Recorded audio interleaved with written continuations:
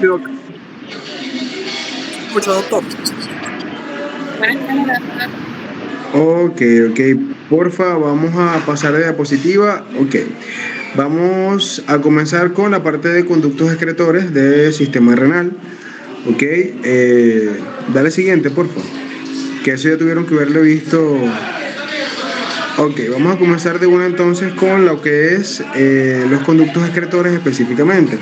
Recordar que los conductos excretores del sistema urinario consiste elementalmente en los cálices menores y mayores, la pelvis del riñón, los uréteres, la vejiga urinaria y la uretra. ¿Ok? Que serían básicamente estructuras conductoras del filtrado glomerular, o ya aquí llamado propiamente orina. ¿Ok? Entonces, vamos a comenzar con los cálices. Tenemos que cada cáliz menor recibe literalmente la orina que sale de los conductos de Bellini en un área denominada área cribosa de los conductos de Bellini. Vamos a tener que cada cáliz menor recibe la orina de la papila renal de una pirámide renal y generalmente hasta 4 cálices menores pueden llevar la orina a un cáliz mayor. Entonces ven que hay una relación básicamente numeraria entre estas estructuras, en donde vamos a ver que por cada cáliz mayor que tengamos, literalmente pueden haber 4 cálices menores que viertan su contenido a ellos mismos. Entender que estos conductos de Bellini van a ser básicamente los puntos de salida, ¿ok? O los orificios de salida de los túbulos colectores, ¿ok? Entonces, eso hay que tenerlo en consideración a la hora de tener en cuenta el estudio de los conductos excretores. Recordemos que la confluencia de varios túbulos colectores medulares forman cada uno de los túbulos colectores papilares, que básicamente son los conductos de Bellini que los estoy mencionando. Vean que estos conductos de Bellini son conductos grandes, de 200 a 300 micras de diámetro, y van a abrirse en el área cribosa de la papila renal para llevar la orina que transportan hacia el cáliz menor de nuestro riñón. Estos conductos solo tienen un recubrimiento de células principales, que generalmente son células cilíndricas altas, ¿ok? Entonces, pendiente con esto, que aquí en este corte vamos a ver un corte transversal, un corte longitudinal, disculpen, de lo que es la papila la papila renal en relación con el cáliz menor. Y vemos allí, de manera longitudinal, los conductos de Bellini desembocando. Entonces, desde el punto de vista histológico, recordemos que esta área va a estar ya básicamente compuesta por unas células principales. Cuando hablo de conductos de Bellini, ¿ok? Unas células principales que son células cilíndricas altas, ¿ok? ¿Hasta ahora hay alguna duda? Una pregunta respecto a la clase de renal. ¿Llegaron hasta la parte del intersticio o no? ¿Vieron intersticio renal?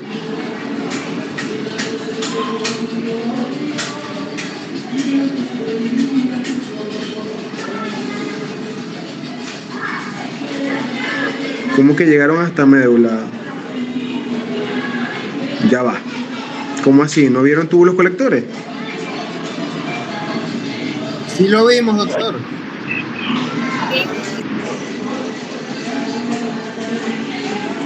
Ok. Va. Entonces, seguimos. Tenemos que la papila renal de cada pirámide renal va a encajarse tal cual como se encaja literalmente una llave en su cerradura, pero de aquí ya serían estructuras más romas, ¿ok? Se encaja básicamente cada papila con su cáliz. Entonces, lo que les venía diciendo, este conducto de Bellini va a ser el punto de conexión y de transferencia. La porción del vértice de la pirámide que se proyecta dentro del cáliz menor tiene básicamente un epitelio que va a estar recubierto de epitelio transicional. Y aquí vamos a ver que existe un epitelio que es el epitelio transicional que estudiamos en la primera clase por allá de epitelial, que básicamente son células epiteliales con forma de cúpula que van a tener literalmente la capacidad de expandirse o de retraerse en función de la dilatación o contracción del área que estén conteniendo. conteniendo. Entonces, este epitelio transicional va a actuar como una barrera y va a separar literalmente la orina del tejido conjuntivo intersticial que va a estar subyacente, que literalmente en la imagen es lo que señala la flechita inferior que dice cáliz menor. Ese epitelio que vemos allí, que está mucho más eosinófilo en la porción más superficial, eso sería básicamente el epitelio transicional. ¿Ok? Ahora, en un plano más profundo, vean que a la lámina propia se reconoce una capa muscular muy delgada que se compone por completo de músculo liso. Esta capa muscular va a impulsar la orina a un cáliz mayor. Vean que de cáliz menor pasamos a un cáliz mayor. Bien sea una de las 3 o 4 cámaras que van a componer un embudo mucho más grande hacia el cáliz mayor.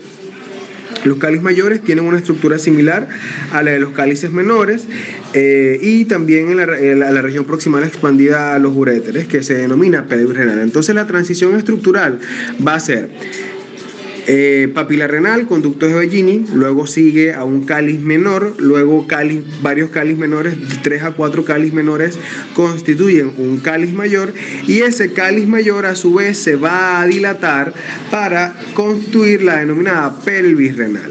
Y el punto es que son estructuras morfológicas diferentes, pero desde el punto de vista histológico, sus estructuras, su recubrimiento básicamente es el mismo, ¿okay? Es decir, es epitelio transicional. Si se le pregunta en cáliz renal, en cáliz mayor, cáliz menor y pelvis renal, ¿cuál es su epitelio o cuál es el epitelio de su mucosa, de su túnica mucosa? Porque realmente hay una vira túnica, pues, pero es de su mucosa. Ustedes tendrían que mencionar que hay un epitelio transicional, porque es el mismo epitelio para todos. Ahora, las paredes de los conductos excretores literalmente van a engrosarse en el trayecto de los cálices menores a la vejiga. En la medida que nosotros descendemos desde nuestra cáliz menor hasta la vejiga, las paredes de los conductos van a irse engrosando, de tal forma que vamos a tener entonces túnicas o capas. Vean que cuando hablamos de los cáliz previamente dicho, vamos a tener lo que es la túnica mucosa o la porción epitelial, vamos a tener el área de lámina propia como tal, ¿ok? Y inferior a ellos va a estar lo que es el tejido conectivo subyacente. Y esas cositas van a componer literalmente la histología de nuestros cálices, tanto mayores como menores, y nuestra pelvis renal. Pero cuando ya llegamos a los uréteres, y como se va engrosando el tejido subyacente o subepitelial, entonces da chance a la conformación de túnicas o capas. Entonces vamos a tener que nuestros uréteres van a ser tubos bastante largos, huecos, que van a constituirse por una mucosa que va a revestir la luz, una capa muscular y un recubrimiento de tejido conectivo, que es básicamente un tejido conectivo fibroso, ¿ok? La túnica mucosa de los uréteres, creo que, dale siguiente, porfa, creo que estoy hablando demasiado. Dale siguiente. Ok, vean que aquí tenemos el tejido conectivo subepitelial de la pelvis renal, es laxo, y la túnica muscular que la compone tiene 2 capas de músculo liso, una capa interna longitudinal y una externa circular, pendiente. Cuando entramos a renal, mis estimados compañeros, ya en este punto de túbulos colectores, las capas musculares son inversas en cuanto a conformación en relación a digestivo. Recuerden que en digestivo teníamos una circular interna y una longitudinal externa. En cambio, en renal, cuando hablamos de ya los conductos excretores, literalmente vamos a tener una túnica muscular que va a estar compuesta de 2 capas de músculo liso, pero con una composición inversa al tubo digestivo. Es decir, vamos a tener una circular externa y una longitudinal interna. Ok, entonces pendiente con esto, que es una de las características fundamentales entre estos dos sistemas. Vean que entre lo que es el epitelio de transicional de esta estructura y la papila renal vamos a tener una diferencia fundamental. Ok, vean que ya cuando tenemos el cáliz menor, lo que lo diferencia elementalmente es el epitelio transicional, pero aquí vamos a tener una lámina propia, ¿okay? Y el epitelio subendotelial, que es básicamente tejido conectivo laxo. Pero en la medida que vamos bajando, este tejido conectivo laxo se vuelve tejido conectivo denso irregular, ¿okay? Con fibras de colágeno tipo 2 y tipo 3 principalmente. Entonces vamos a tener esa distribución a lo largo del descenso de las estructuras. Básicamente el tejido conectivo laxo subepitelial de mis conductos excretores va a estar circunscrito a cálices renales, tanto mayores como menores, y la pelvis renal. Pero ya cuando hablamos de las uréteres, allí la cosa cambia. Hay un cambio tanto en la conformación de la estructura, que se vuelve más tubular y circular, y hay un cambio básicamente en la composición del tejido conectivo subepitelial. ¿Hasta ahora hay alguna duda?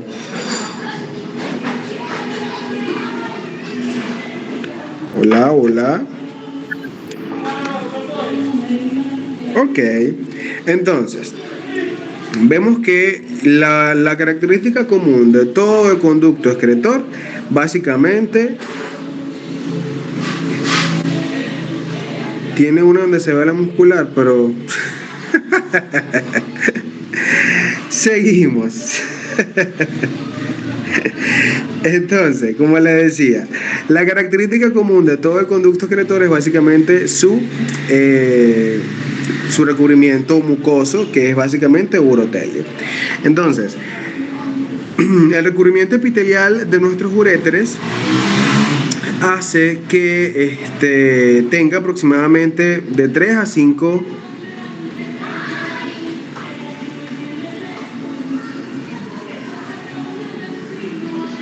Profe, las capas serían mucosa, muscular y adventicia o serosa. Ahora les digo yo, ¿los uréteres son intraperitoneales o retroperitoneales? Son retroperitoneales, pero cuando se integran a la vejiga, ellos pueden cambiar directamente de su capa adventicia. Entonces, la respuesta a esa pregunta básicamente está asociada a las características anatómicas de nuestros uréteres. Entonces, si están retroperitoneales, ellos no van a tener serosa, sino que van a tener adventicia. ¿Ok? Entonces, pendiente. Entonces, como les decía, vamos a tener las túnicas de nuestros uréteres. Dale siguiente, por favor. Acá tenemos literalmente los uréteres. Vean que cada uréter tenemos un par, ¿ok? Y la luz de ellos es una luz altamente plegada. Cada uréter tiene de 3 a 4 milímetros de diámetro, o sea, son estructuras desde el punto de vista de conducción bastante delgadas. Tienen de 25 a 30 centímetros de largo y perforan la base de la vejiga urinaria, y son tubos huecos constituidos por básicamente un urotelio, una muscular y el tema de recubrimiento. Vean que al ser retroperitoneales, básicamente esta capa externa generalmente es adventicia, ¿ok? Pero por lo general esta capa externa, que es de predominio fibroso, no es muy notable, que digamos, desde el punto de vista de la histología, es muy delgada, ¿ok? Y va a confundirse elementalmente con las estructuras capsulares o las estructuras que envuelven tanto la vejiga urinaria como el riñón. Entonces, rebobinando, vamos a tener un urotelio, que básicamente es un epitelio transicional que recubre la mucosa de nuestro uréter, una túnica muscular que elementalmente tiene dos capas de musculatura lisa, que es elementalmente una capa longitudinal interna y circular externa, y vamos a tener la última punto de extensión, que básicamente es la adventicia, en el mayor trayecto de nuestro uréter. Ajá, Luis, te escucho. Doctor, cuando estaba usando los cortes para la actividad de nosotros, ¿verdad? No te entiendo bien lo que estás diciendo. Que tenían longitudinal interna, después la capa muscular y después la longitudinal externa. Entonces eso me volvió. No se entiende nada de lo que dijiste. Cuando estaba usando los cortes para... Hijo, escríbelo, no se entiende. Escribe porque no se entiende lo que estás diciendo. Ajá, yo creo que como lo que quiso decir, disculpe, yo creo que lo que quiso decir Luis es que como que en un corte vio que la capa muscular del uréter se conformaba por una circular interna, longitudinal media, y luego venía otra circular externa, pues, si me escuché bien. O sea, como que eran 3 capas. Sí, pero ya va. O sea, el tema está es que el uréter tiene distintas conformaciones de la subtúnica muscular en relación a cuando vamos bajando. Ok, entonces... Sí, exacto. Lo que dice Luis es en el tercio distal, que son 3 capas. Es correcto, es que los primeros 2 tercios de nuestro uréter son 2 capas. Ok, y son 2 capas inseparables. Y ya cuando llegamos al tercio distal son 3 capas. Ok, que literalmente es una longitudinal interna, circular media y longitudinal externa. Lo que pasa es que, si dejan que la clase se dé, creo que vamos bien, pues, porque están como que muy adelantados, no sé si están apurados, no sé. Entonces, sí. O sea, relájense, pues. Tomas una valeriana, no sé. Disfruten la clase, ¿saben? Entonces, ok. Entonces seguimos. Tenemos que nuestros uréteres, como les decía, ellos tienen una mucosa, ok, tiene una muscular y tiene una capa externa que generalmente es adventicia. Entonces vean, vamos a tener que en todo su trayecto esta capa externa fibrosa o adventicia es muy delgada, casi imperceptible, pero en el sitio en el que los uréteres perforan la vejiga, generalmente en la superficie posterior de la base de la vejiga, va a colgar sobre cada orificio un colgajo de mucosa similar a una válvula que impide la regurgitación de la orina de la vejiga hacia los uréteres.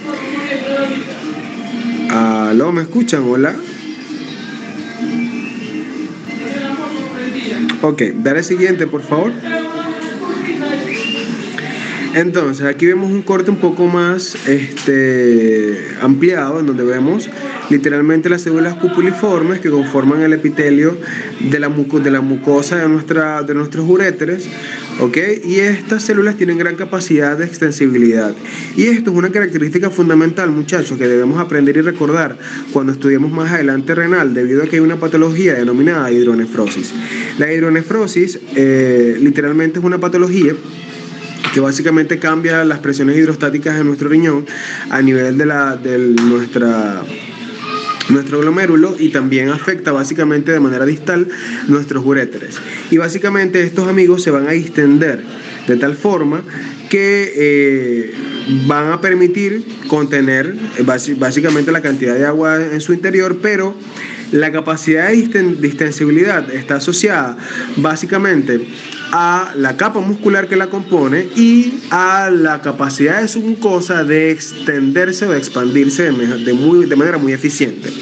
Entonces vean que si ustedes les preguntan, a ver, Tolosa, hola Tolosa, si yo te pregunto, Tolosa, ¿por qué crees tú que existe mayor incidencia de hidronefrosis en la porción o en los 2 tercios superiores de nuestros uréteres?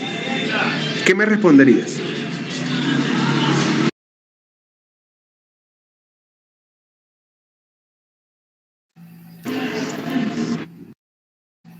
No sé. Ok. ¿Por?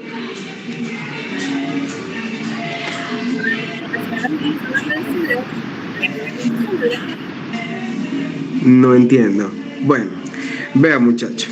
Nuestros uréteres tienen, como les dije anteriormente, tiene la mucosa que tiene gran capacidad de extensibilidad gracias al epitelio cupuliforme que tiene. Tiene una túnica, tiene una capa muscular que en sus 2 tercios proximales, ¿ok? Tiene 2 capas de tejido muscular altamente adosadas entre sí, que o sea, desde el punto de vista mecánico no son separables, la circular externa y la longitudinal interna. Pero en el tercio distal vamos a tener que estos uréteres van a estar compuestos por 3 capas desde el punto de vista de la túnica muscular, y esas 3 capas, longitudinal interna, circular media y longitudinal externa, hacen que el uréter en su tercio distal sea mucho más resistente a altas presiones, y por lo tanto la capacidad de formación va a maximizarse en los 2 tercios superiores, debido a que existe primero una menor capacidad de células musculares, por lo tanto menor capacidad de mantenimiento de la forma del uréter, ¿ok? Y eso asociado a la capacidad de distensibilidad de nuestro epitelio mucoso hace que literalmente esta zona sea mucho más fácil de dilatar, ¿ok? En comparación con el tercio inferior. Y ojo, esta pregunta que yo hice es literalmente una pregunta que hacen clásicamente por allá por cirugía 4, cirugía 3, en las revistas de pacientes renales. Y básicamente la respuesta, mis muchachos, es histología, ¿ok? Entonces, continuamos. ¿Alguna duda de los uréteres? Vean que tenemos una mucosa, vuelvo y repito, una mucosa que es de urotelio. Esta mucosa literalmente es de epitelio transicional, tiene de 3 a 5 capas de células, tiene una capa de tejido conectivo denso y regular fibroelástico inmediatamente inferior que constituiría la lámina propia. ¿Ok? Y inferior a esto tendríamos básicamente la túnica muscular, que ya sabemos cómo está compuesta la túnica muscular, y por último la capa externa fibrosa o la adventicia. Que déjame leer la duda que escribí por ahí, ya va. Dice, y no lo hacen el finalista por casualidad. Berribetia, no hacemos ese tipo de preguntas, son muy patologías. Aquí en esto estamos aprendiendo lo normal. Ok, continuamos. Pero ven que es una pregunta que se saca por lógica, muchachos, ¿ok? No es una pregunta que está loca. Asusta, pero si la analizas se responde por lógica. Dale siguiente, por favor. Vejiga urinaria. Ahora, la vejiga, vean que la vejiga es un órgano hueco, ¿ok? Que está localizado a nivel de la cavidad pélvica. Ojo, la uretra. Ya va, no entendí qué dijo Luis. ¿A usted lo rasparon con esa pregunta? No, realmente no me rasparon con esa pregunta. Seguimos. Entonces, la vejiga urinaria. Vean que esta es una estructura de un órgano hueco que es intrapélvico, que la vejiga en su estado natural, ella está dentro de la cavidad pélvica, ella se expone en cavidad abdominal solo cuando hay una patología denominada globo vesical, que es una retención urinaria aguda, ¿ok? Entonces esta vejiga va a almacenar básicamente orina, ¿ok? Hasta que alcance la presión suficiente para poder inducir la urgencia miccional. Y básicamente esta urgencia miccional es controlada por el esfínter vesical, ¿ok? De manera voluntaria. Entonces vamos a tener que este órgano también va a tener igual una lámina mucosa, una lámina propia, ¿ok? Y la mucosa de nuestra vejiga va a actuar como una barrera osmótica entre la orina y la lámina propia, básicamente. La mucosa de la vejiga va a estar dispuesta en múltiples pliegues que van a desaparecer cuando se distiende, básicamente. Es el mismo principio de los uréteres, ¿ok? Lo que pasa es que la vejiga está conformada como un órgano hueco propiamente dicho, a diferencia de los uréteres, que es tubular. Entonces, pero ambos tienen gran capacidad de distensibilidad y su mucosa es altamente plegada. Las células que tiene la mucosa básicamente son las mismas células en forma de cúpula que tenemos a lo largo de todo nuestro aparato excretor. Y esto va a permitir que exista gran capacidad de extensibilidad de nuestra vejiga, ¿ok? Pudiendo almacenar hasta 1 litro, 2 litros de orina en nuestros pacientes.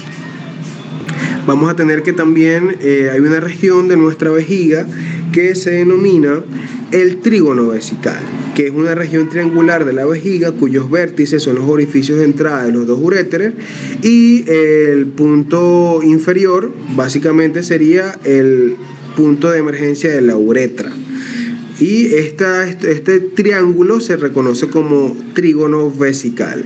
Y la mucosa de este trígono es lisa, a diferencia del resto de la estructura de nuestra vejiga, cuya mucosa es altamente plegada.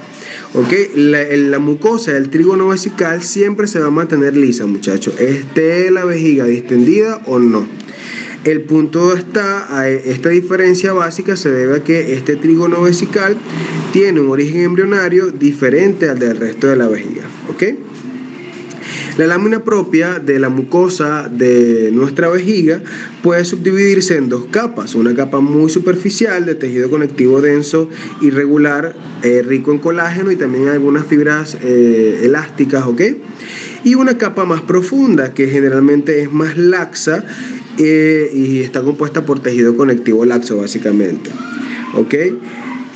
Pero este tejido conectivo laxo tiene una peculiaridad debido a que está también mezclada con fibras de elastina o fibras elásticas. Entonces vean que la parte del tejido conectivo que compone la vejiga es un tejido conectivo que, si bien es colagenoso en predominancia, hay una mezcla con fibras de las fibras elásticas en su composición, lo que nos sugiere que es un órgano también con gran capacidad de extensibilidad. La lámina propia de nuestra vejiga no posee glándulas, a excepción en un área. Excepción básicamente del área que rodea el orificio uretral, donde pueden encontrarse unas glándulas mucosas, que por lo general estas glándulas solo se van a extender hasta la capa superficial de la lámina propia y van a secretar un líquido viscoso, transparente, que en apariencia que lo que va a tener como función es lubricar el orificio uretral. Ahora vamos a ir bajando entonces en profundidad desde la luz hasta las capas. Vamos a ir en profundidad con la capa muscular. La capa muscular de la vejiga se va a componer de 3 capas que van a estar altamente entrelazadas de músculo liso, que van a poder separarse solo en la región del cuello de la vejiga. En el resto de la estructura no van a poder integrarse. En este sitio están dispuestas una capa longitudinal interna que es bastante delgada, una capa circular media que es gruesa y una longitudinal externa que también es delgada. La capa circular media forma el esfínter interno muscular de nuestra vejiga, que básicamente rodea el orificio interno del uretra. Vean que lo curioso de los esfínteres, muchachos, es que todos los esfínteres están compuestos por la capa circular interna de la mucosa, de la muscular de nuestras estructuras. Entonces vean que estas capas circulares son claves para poder reconocer elementalmente los esfínteres fisiológicos, y que estos esfínteres, estas áreas de engrosamiento de la túnica circular, va a estar acompañada exteriormente por musculatura estriada voluntaria. Y es por eso que los esfínteres tenemos predominantemente un control voluntario, pero también ante la desconexión de la conciencia, estos esfínteres quedan a predominio autónomo, mejor dicho. ¿Ok? Entonces básicamente es por eso. Y si notaron el detalle, el tercio distal de nuestros uréteres tiene la misma conformación histológica que nuestra vejiga, lo que nos habla que este tercio distal de los uréteres también proviene del mismo origen embriológico de la vejiga. Ajá, Ángel, ¿qué dudas tenías? ¿Que levantaste la mano? Ajá, profe, sobre eso. Si el tercio distal de un uréter tiene la misma conformación que la vejiga, en un corte, ¿cómo se diferencia uno de otro? Básicamente por las capas musculares. ¿Ok? Porque ¿aló? Yo tenía entendido, yo tenía entendido que la luz del uréter era como no más dilatada, es como más colapsada, mientras que la vejiga sí es más dilatada. Es que un corte histológico, dependiendo de la magnitud del objetivo, ¿ok? Porque más allá de la característica de la luz, eso es una característica macroscópica. Bueno, y acuérdense que un corte histológico, literalmente tú no puedes observar eso, al menos que tengas un corte de esa amplitud.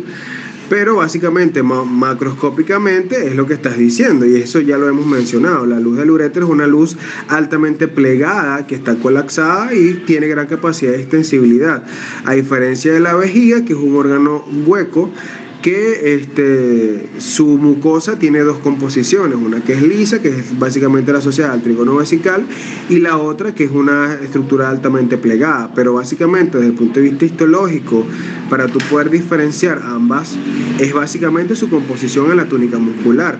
La vejiga tiene una composición de túnica muscular mucho más gruesa que los uréteres, ¿ok? en su tercio más proximal, pues. Entonces eso es una clave que tienes tú que evidenciar desde el punto de vista, además de la luz, si tienes el objetivo para poder diferenciarlo, es básicamente la túnica muscular, porque en cuanto a epitelio, son el mismo, es un epitelio transicional, pero la túnica muscular es lo que va a diferenciar desde el punto de vista histológico y obviamente la composición de la lámina propia y el tejido conectivo, que en vejiga aumenta la cantidad de fibras elásticas en comparación con los uréteres, ¿ok? Entonces, si te pones a ver desde el punto de vista de comparación histológica, lo que te va a determinar una diferencia a la observación es básicamente la túnica muscular. Ok, muchísimas gracias. Vale, pero que macroscópicamente sí tienes razón, pero como te digo, desde el punto de vista de los cortes histológicos tendrías que tener un corte grande para poder diferenciarlo, pero cuando te dan, por ejemplo, este acercamiento que tienes ahí en la diapositiva, que es un corte histológico, que ahí ves nada más es la túnica muscular, lámina propia y ves el epitelio de transición. Cuando tú ves que existe una muscular hipergruesa con 3 capas, básicamente tienes que decir que eso es vejiga, pero si tú tuvieras, por ejemplo, en vez de tener la circular interna aquí súper gruesa, la tuvieras más delgadita o las 3 capas fueran casi que uniformes, tú dirías con toda seguridad que eso es uréter en el tercio inferior. Ok, muchísimas gracias, doctor. Vale, a la orden. Entonces, ¿alguna duda con nuestra vejiga? Dale siguiente, porfa. Sí, tenía animaciones y todo. Mira, aquí vamos a tener la mucosa de nuestra vejiga, en donde vemos lo que nosotros estudiamos en el primer parcial, que era el epitelio transicional. Literalmente, ese epitelio transicional era vejiga urinaria, ¿ok? Entonces, aquí tenemos que la mucosa de nuestra vejiga es altamente plegada, como les dije anteriormente, a excepción del trígono vesical, ¿ok? Que ya sabemos que es una mucosa lisa con un origen embriológico diferente. El epitelio transicional va a tener células endomo, que son células en cúpula. Como podemos observar, los núcleos son redondos, la cromatina está ligeramente laxa, con un núcleo bastante definido, un citoplasma abundantemente eosinófilo y la lámina propia que les había mencionado, una capa interna que es el tejido conectivo laxo fibroelástico y la capa externa que es el tejido conectivo denso y regular colagenoso, pero también vamos a tener fibras elásticas en esta conformación. La siguiente, por favor. La muscular, que ya habíamos dicho que es de 3 capas, una interna longitudinal delgada, una media muscular que es la más gruesa, que va a formar el esfínter interno y una longitudinal. Y por último vamos a tener la adventicia, que es la que recubre esta estructura, que va a tener un tejido irregular colagenoso. ¿Ok? Siguiente, por favor. Aquí vemos un corte de vejiga urinaria en donde podemos ver el epitelio transicional. Siguiente, porque cada ok, entonces vemos que tenemos el epitelio de transición de la vejiga urinaria y visualiza este corte, ve la túnica muscular cómo se ve hiper grande, ok. Que aquí nada más con tú ver el epitelio de transición tú puedes caer en duda si es uréter o no, pero cuando ves la muscular, que ves estas 3 capas que están totalmente diferenciadas en el corte, tú no puedes tener lugar a dudas, ¿ok? Claro. La circular es la que me dice, porque o sea, si fuese un poquito más delgada, fuese tercio distal del uréter. En el tercio distal del uréter, las túnicas musculares, sus 3 capas, son simétricas entre sí. Esas son 3 capas delgadas, okay. Las 3, ¿ok? Pero cuando ya entras a vejiga, la muscular, la circular media se engruesa, predominando sobre las otras. Un punto clave para esto, básicamente a la observación, tú ves allí literalmente es el mismo epitelio de transición que venimos teniendo desde el cáliz menor hasta ahorita que vemos la vejiga. Pero ves que adquiere una conformación importante y relevante en la... Gracias. Sí. ¿Alguna otra duda que tengan al respecto? Vean que vejiga es súper sencillo. De hecho, es lo más fácil de todo.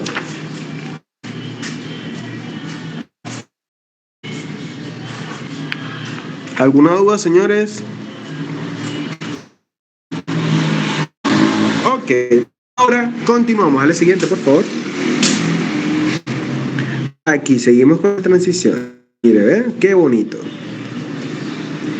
Entonces, vean que aquí tenemos otro corte y aquí vemos las 3 capas Esto básicamente es un corte de vejiga urinaria. Teleotransicional, una propia, que ya sabemos que tiene dos externa y una interna. Tenemos una túnica muscular, que a su vez tiene una longitudinal interna delgada, gruesa, y una longitudinal externa delgada también, ¿ok? Dale siguiente, por favor. Ahora vamos con las uretras. ¿Qué pasa con las uretras, mis estimados? La uretra básicamente es el punto más del sistema excretor. Y estas uretras tienen la función básica de llevar la orina desde la vejiga al exterior. La vejiga urinaria procede a un proceso de drenaje de su proceso de vaciado como resultado del aumento de presión sobre su anatomía o su composición. Ese aumento de presión activa o vence la fuerza que ejerce la capa circular intermedia, de la túnica muscular, y esto genera una señal a nivel de los varoreceptores para generar la sensación de urgencia miccional, ¿ok? Y es gracias al control voluntario de los del esfínter miccional vesical, ¿ok?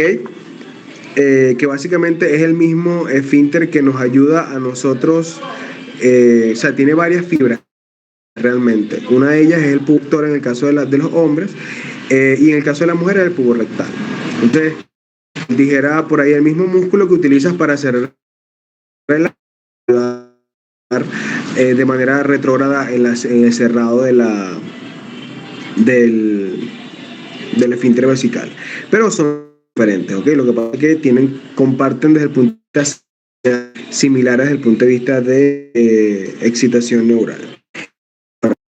Tenemos que la vejiga urinaria, cuando se somete al drenaje de una única, que es la uretra, y en el sitio en que la uretra perfora el perineo, hay fibras de músculo esquelético que forman el esfínter externo muscular, que en conjunto con la circular media de la vejiga forma esfínter de la uretra. Este músculo permite el control de la micción, pero como les dije, si se pierde la conciencia o control voluntario. De hecho, la relajación de esfínteres, tanto vesicales como rectales, va a quedar a predominio del sistema autónomo. Entonces, básicamente, la relajación de esfínteres ante un proceso de traumatismo craneoencefálico, EBC, o llámese mal pronóstico desde el punto de vista de daño neural. Entonces, mientras existe relajación de esfínteres posterior a un trauma craneoencefálico o alguna patología vasculocerebral, eso nos indica a nosotros muy mal pronóstico, debido a que además de el control, también se vuela el control. Entonces ya por allí el pronóstico es bastante salvado. Afortunadamente, los hombres tenemos una mucho más larga que la mujer, ¿ok? Y en el caso del hombre o del varón, la uretra tiene doble función. Tiene la función tanto de excretar la orina, como también de conducir el semen en el proceso de coito para la reproducción humana. En el caso de las mujeres, la uretra es más corta, ¿ok? Y tiene una única función, que es elementalmente la orina. Entonces, esta característica diferencial entre hombres y mujeres es lo que permite básicamente dos cositas Por ejemplo, si a ustedes les preguntan qué es más común las infecciones urinarias en mujeres y por qué es más peligroso o por qué es más complicado las infecciones urinarias en hombres, es una respuesta histológica anatómica. Es más común las infecciones urinarias en mujeres por lo corto de su vejiga, ¿ok? Y por lo tanto, a la población bacteriana que coloniza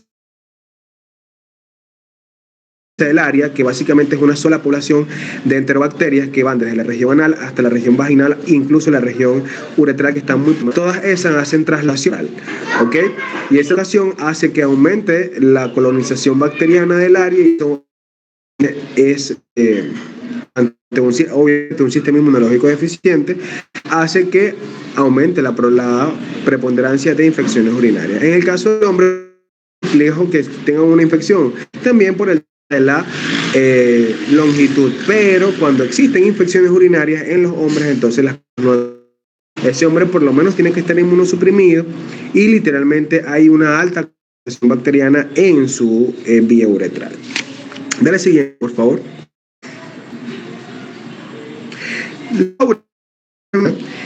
Mide aproximadamente 4 a 5 centímetros de largo y 5 a 6 milímetros de diámetro. Se va a extender desde la vejiga urinaria hasta el uretral, el meatro uretral por debajo del clítoris y por encima del orificio vaginal. En condiciones normales la luz está colapsada, así como están viendo en la imagen, excepto durante el proceso de micción. Es obvio porque básicamente cuando miccionamos, el bolo urinario distiende las paredes y obviamente los pliegues. Igual que toda la estructura de nuestro sistema excretor está recubierta por una mucosa de epitelio transicional, pero en la medida que se aproxima al punto de emergencia o al punto de contacto con el exterior, un cambio de epitelio, es decir, hay un punto de transición epitelio, es decir, pasamos de un epitelio transicional a un epitelio estratificado no queratinizado, ¿ok? Que es básicamente el tercio distal de la estructura.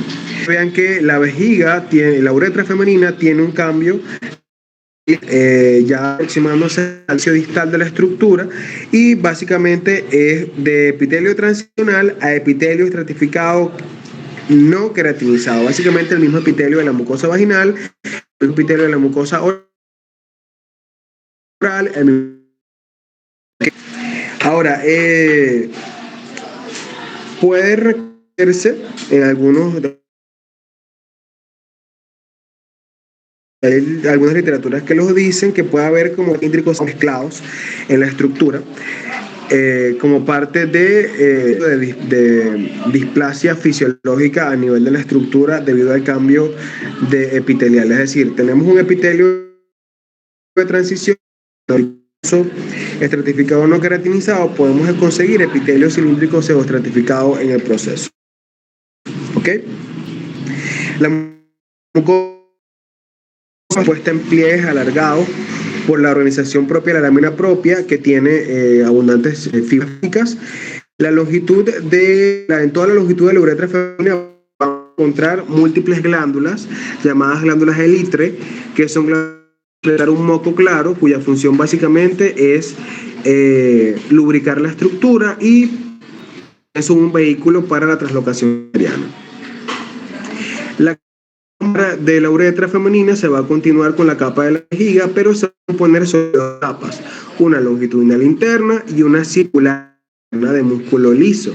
En el sitio en que la uretra perfora el perineo, desde el diafragma genital, va a estar rodeada por un esfínter de músculo esquelético que permite el control voluntario de la micción. Es decir, vamos a tener un esfínter vesical y también va a haber propiamente dicha en el diafragma urogenital. ¿Ok? Lo que pasa es que realmente el control real de la micción es el esfínter vesical, pero también tiene gran con participación desde el punto de vista de flujo, esfínter del diafragma urogenital. ¿Ok?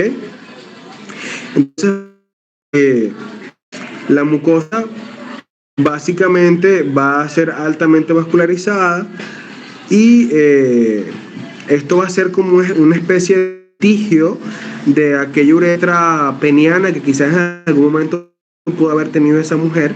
Entonces vamos a tener que en el medio de nuestra uretra femenina va a estar un área altamente vascularizada, ¿ok? A nivel del espacio subepitelial antes de llegar a mucosa, ¿ok? ¿Alguna duda de la uretra con la uretra femenina? Ángel, te escucho. No, es que me dio fue pena. Ok. Bueno, ¿qué dijo? Profe, una pregunta. Esto que se encuentra en la parte inferior de la imagen, es como, o sea, un pedazo de algo que es lo que está haciendo el vestigio. ¿Qué? Es lo que usted está diciendo de un vestigio de la uretra masculina en su momento. O sea, lo que está aquí abajo como mirando, que no es totalmente circunferencial la imagen. Sí, sí, correcto. Lo que pasa es que hay, o sea, la túnica muscular interna, la túnica muscular, perdón, de la vejiga, de la uretra femenina, mantiene el área circunferencial, pero a nivel del medio vamos a ver vestigios de esa uretra peniana que va a manifestarse por dos características básicas: el aumento de la vasculatura y ese derredor que tenemos en esta imagen, en este corte, que lo vemos muy bien, que es la cotaxila, que es básicamente estructuras vestigiales, y este derredor que vemos acá va a asemejarse como a vestigios esponjosos, ¿ok? En el varón, y es altamente vascular, y algunos indican que puede o no contener eréctil. Entonces eso todavía está en discusión sobre la capacidad eréctil de este medio. Lo que sí se sabe es que son estructuras vestigiales del proceso de asignación de sexo desde el punto de vista embriológico.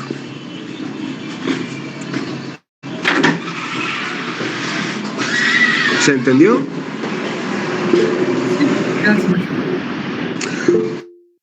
Ajá, Ángel, te escucho. Profe, y eso que usted acaba de explicar, ¿podría explicar el por qué a veces encuentra epitelio cilíndrico pseudoestratificado en la uretra femenina? Correcto, correcto. Porque existe un punto de transición, ¿ok? Entonces, ya está definida como mujer, como la estructura femenina, pero hay vestigios epiteliales embriológicos de su punto de transición. Entonces, eso explica básicamente que podemos encontrar este epitelio pseudoestratificado en esa estructura. Pero ojo, no es algo que es común en todas las mujeres. Van a haber mujeres que no van a tener todo ese epitelio 100% establecido. Dale siguiente, por favor.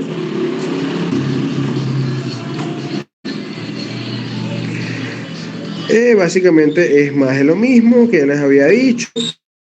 Ven que aquí ya vemos la lámina epitelial, la lámina propia, la túnica muscular y las vasculaturas asociadas a la estructura.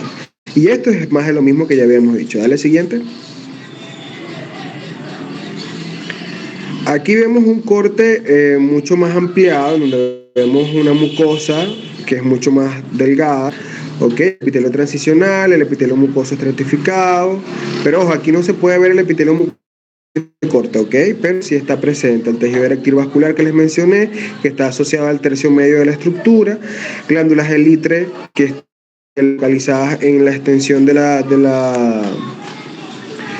uretra, y a diferencia de la vejiga, dos capas de músculo liso, que es la longitudinal interna y circular externa, y el esfínter de músculo que va a estar literalmente en la porción proximal a la vejiga y distal ya en el exterior de la uretra. Siguiente, por favor. Vamos con la uretra masculina. Ajá, te escucho, Yamila. Eso quiere decir que la longitudinal es músculo y es estriado. No, en ningún momento dije eso. Ambos son estriados. No, acuérdate que la uretra, al salir por el perineo, ella es cubierta por músculos del piso pélvico que forman el esfínter urogenital de esa área. Se refiere. O sea, este esfínter no es el engrosamiento de la circular de la uretra. No, a diferencia por eso es que este esfínter no tiene gran control, ¿ok? Porque no tiene una composición propia de la túnica muscular de la estructura uretral. ¿Me entiendes? Sí. Ok, entonces podemos masculina. Ven que la uretra masculina tiene una extensión de 15 a 20 centímetros. Ojo, cuando aquí digo 15 a 20 centímetros, hablo de toda la extensión de la uretra, independientemente del pene del hombre. ¿ok? Y literalmente estos 15 a 20 centímetros son las 3 regiones de la uretra a lo largo de toda su extensión, ¿ok? Entonces, pendiente. Ahora, esta uretra, por su extensión, va a tener literalmente 3 porciones. Vamos a tener la uretra prostática, la uretra membranosa, esponjosa. La uretra prostática va a ir centímetros de largo, literalmente es única uretra en el sexo masculino porque literalmente en su derredor, o sea, alrededor de esta uretra, recibe su nombre porque está la glándula prostática.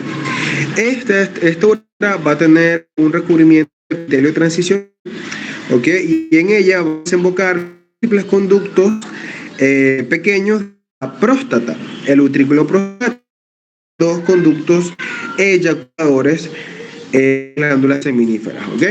De las glándulas de los conductos seminíferos de las glándulas seminíferas. Entonces vean que esta estructura es muy corta y literalmente es el origen de la retención urinaria en pacientes con hiperplasia.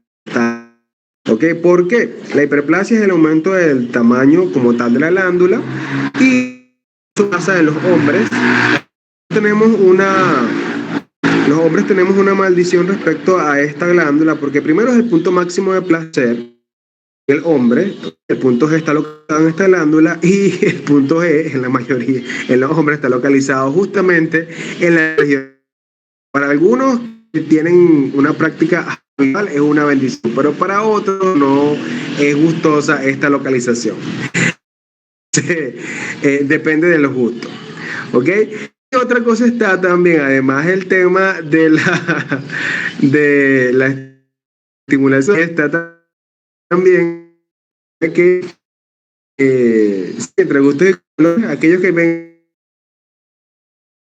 arcoíris por la cola, bueno, ya esa es otra cosa. Entonces, como les decía, la otra función básicamente va a estar asociado a aumento del tamaño de la glándula en la medida que envejecemos. Es decir, nosotros mientras más mayores nos hacemos, la glándula aumenta de tamaño y hace un efecto de compresión sobre la prostática, así sobre la uretra prostática.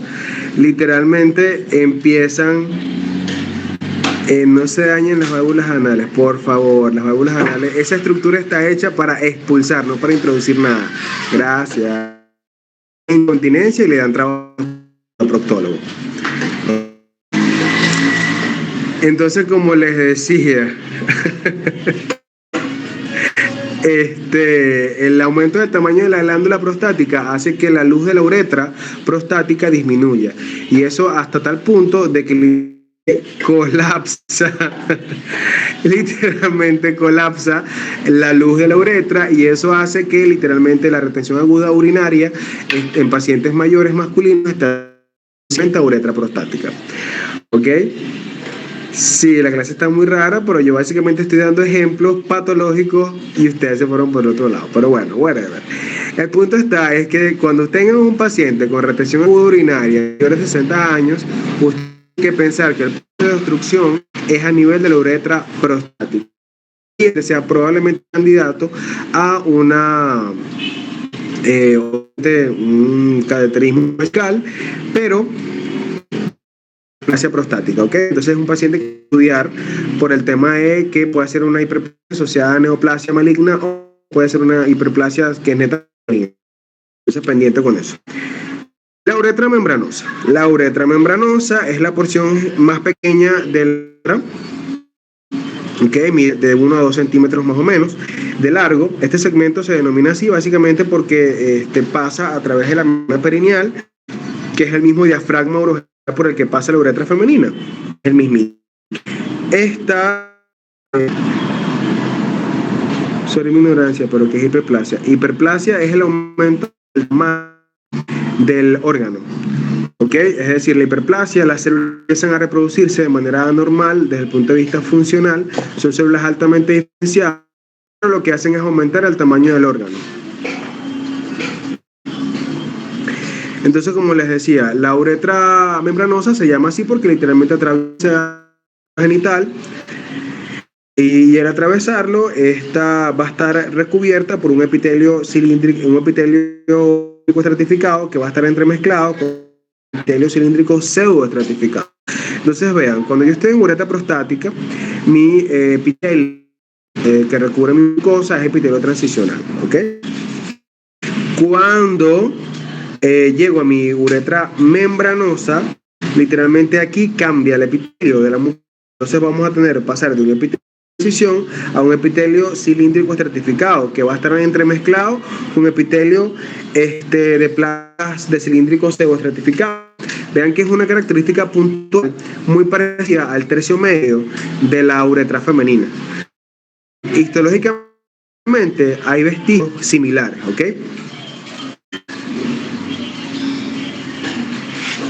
Correcto, aumenta el número de células por la capacidad mitótica, pero hace que aumenta el número de el tamaño del órgano.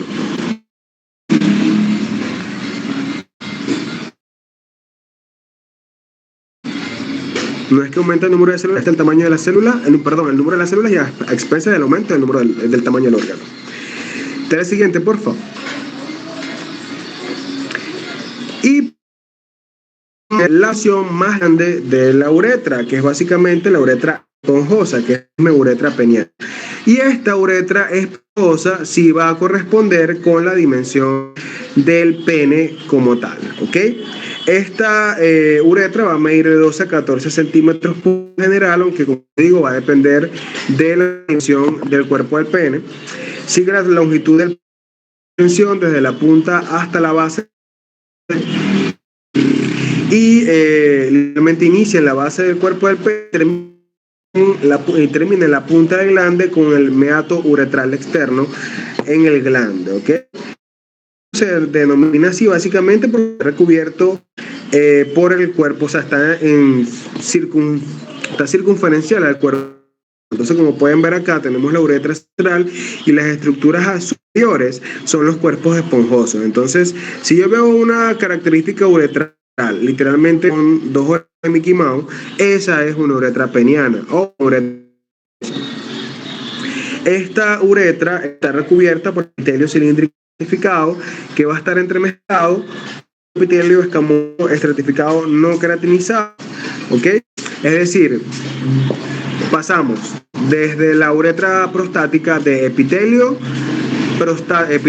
transicional, luego epitelio cilíndrico estratificado, epitelio cilíndrico pseudoestratificado, epitelio plano estratificado no queratinizado, ¿ok? Que es ya en el tercio más de la uretra peniana. La porción terminal alargada de esta uretra está a nivel del fosa navicular. ¿Qué pasa? A diferencia de la uretra femenina que termina en el diafragma uretral de forma simétrica, la uretra peniana termina a nivel de la ampliación de su diámetro, que se denomina fosa navicular. Ya mira, te escucho. ¿Podría repetir los epitelios de la uretra peniana, por favor? Ok, la uretra peniana, vamos a tener un epitelio cilíndrico que va a estar entremezclado con epitelio estratificado y a su vez con epitelio no queratinizado. Y es básicamente corresponde al punto de transición, ¿ok? Ok, bueno, gracias. Epitelios que transicionan hasta llegar al epitelio estratificado no queratinizado del tercio distal, ¿ok? Y es allí cuando tenemos una ampliación de su diámetro, ¿ok? Que es una dilatación de la luz de la uretra que la vamos a denominar fosa navicular. Y la posee el solo epitelio escamoso estratificado no queratinizado. Vean que si yo les hablo, les digo, mira, el tercio medio de la uretra peniana coma su epitelio. Básicamente los epitelios, los tres que le acabo de mencionar, que es el cilíndrico estratificado, con placas de pseudoestratificado y escamoso estratificado no queratinizado.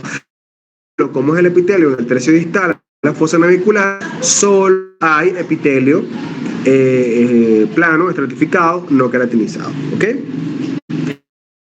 indicar que esta zona navicular es altamente sensible, que comparte terminaciones nerviosas que contiene nuestro glande.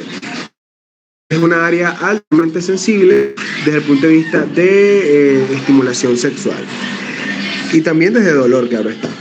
Vamos a tener nuestra colina a nivel de la lámina propia. Las tres regiones van a estar compuestas por tejido conectivo fibroelástico, que es predominantemente laxo, gran vasculatura. Además, vamos a tener glándulas de Litre, cuya secreción mucosa va a lubricar el epitelio de la uretra. Y estas glándulas de Litre van a estar hiperactivas durante el proceso de estimulación sexual, las cuales en conjunto con el líquido preseminal las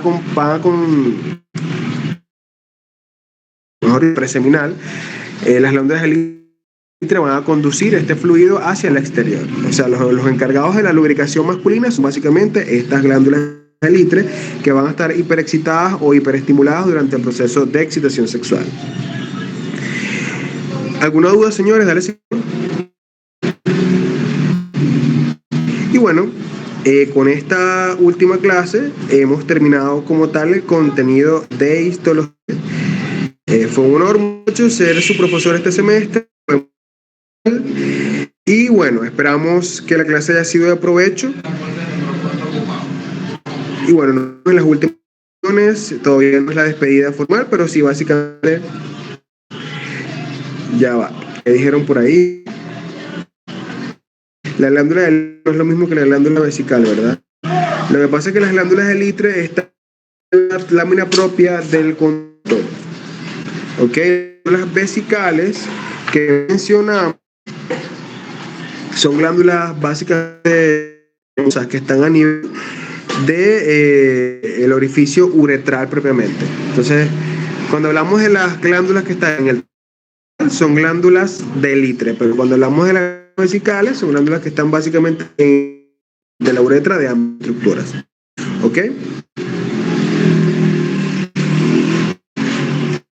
Sí, pendiente. La Litre no es lo mismo que la vesical, pendiente. ¿Ok? Tienen la misma función, en parte sí, pero no son estructuras. No son.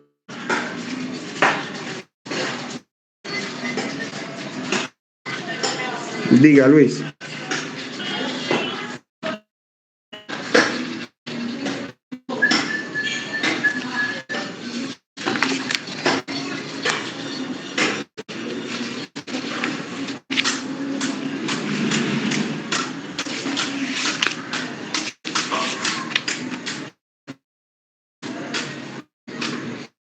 Glándulas del orificio uretral interno. Cuando orificio, ¿a qué te refieres? Y aquí hemos hablado de las glándulas mucosas de la vejiga y las glándulas del Litre. Las glándulas del Litre están utilizadas a lo largo de la lámina propia, tanto de las dos uretras.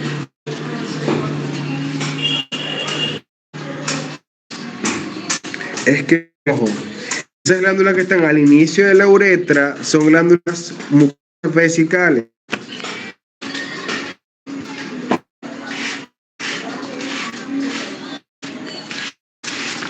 No, así se llaman glándulas mucosas, pero son vesicales, la abertura uretral de la vejiga, pero son vesicales.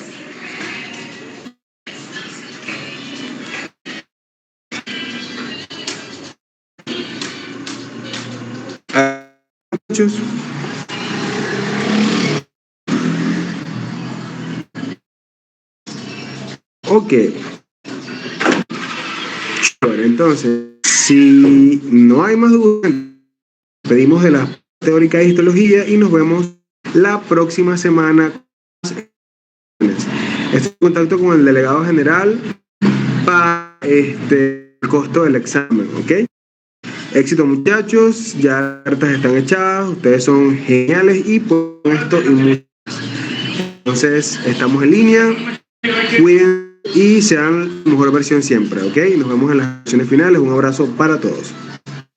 Muchas gracias. Vale, a la hora. Hasta luego, cuídense.